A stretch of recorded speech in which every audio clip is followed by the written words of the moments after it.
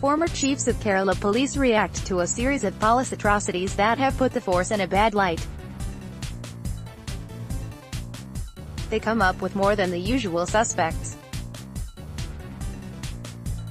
Keep them in public glare. K Hormis Tharakan Vechoochira Additional Sub-Inspector Noushad was called in to settle a dispute over the burying of a dead body.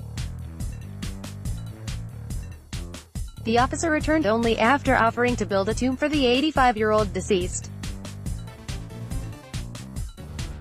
N Sudarshanan, a civil police officer at the Pulikkeezhu station, paid 8,000 rupees from his own pocket to cremate an unknown man who was found dead by the pavement.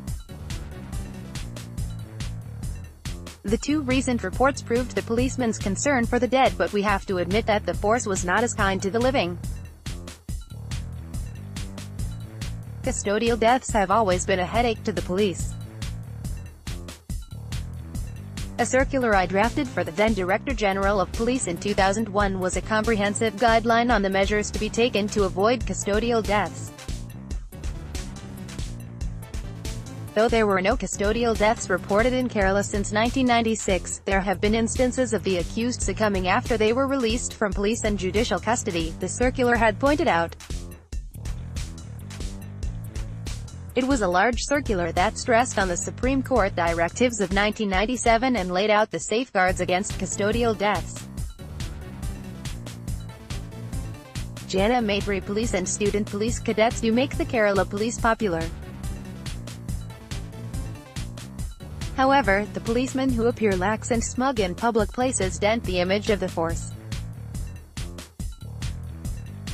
Officers who appear vigilant in public places and talk with courtesy earn the public's respect. The state government and the leadership of the police have to strive hard to enforce the provisions of the Kerala Police Act of 2011.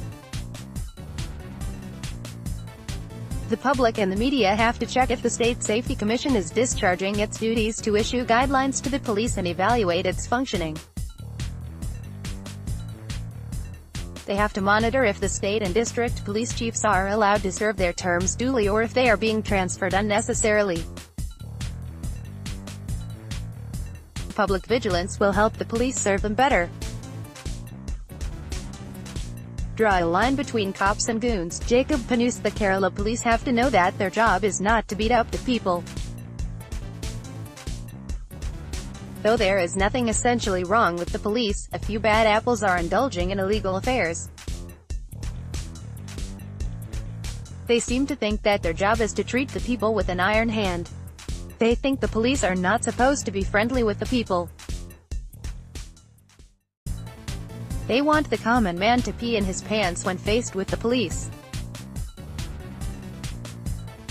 This kind of thinking leads to a group of cops in plain clothes barging into a house in the middle of the night to nab someone. The police have to act in accordance with the law. We can rely on goons to work against the law. The force has gone through tremendous changes in the last 50 years, but some people refuse to acknowledge those changes. Custodial torture is not part of police policy. We have to drill the idea in every training session. Every policeman should be given basic training on courteous behavior in the police academy. We need a force that works under the law. Every lockups should be fitted with functioning cameras. The senior officers should be able to watch the lockups from their offices. Even minor violations should be punished severely. Bring back order and discipline. TP Sankumar. The Kerala police is plagued by a lax leadership. The police chief cannot even ensure the obedience of the additional Director General of the headquarters. The AIG will only act if he receives his instructions from the Chief Minister's office. The politicization of the police has been a misfortune. Seniors have no control over their subordinates. Officers display their political loyalty by nabbing people who have nothing to do with the case.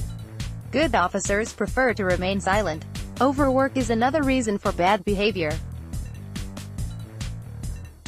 The force has people with criminal minds. Policemen are well aware of the atrocities committed under the watch of current advisors of the police and those who go around giving sermons. How can anyone expect them to pay heed to the advices? We have to do away with these advisors and restore the authority of the state police chief.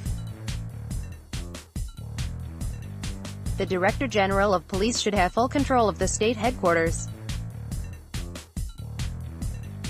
If a cop works for 12 hours, his superior should work for 16 hours to be a model. How can anyone take seriously a superior with 15 wives giving sermons on monogamy? Nobody knows what the special branch officers are up to these days. When I was at the top of the force, I had issued a circular, No. 16/2017, to lay out clear guidelines on offices transfer. No officer, including a sub-inspector, circle inspector or a deputy superintendent of police were to be transferred before they completed 2 years in a posting without citing sufficient grounds. Any early transfer had to be informed to the police establishment board with reasons. The provision is not being adhered to. Transfers should be governed by Supreme Court rulings and the Kerala Police Act.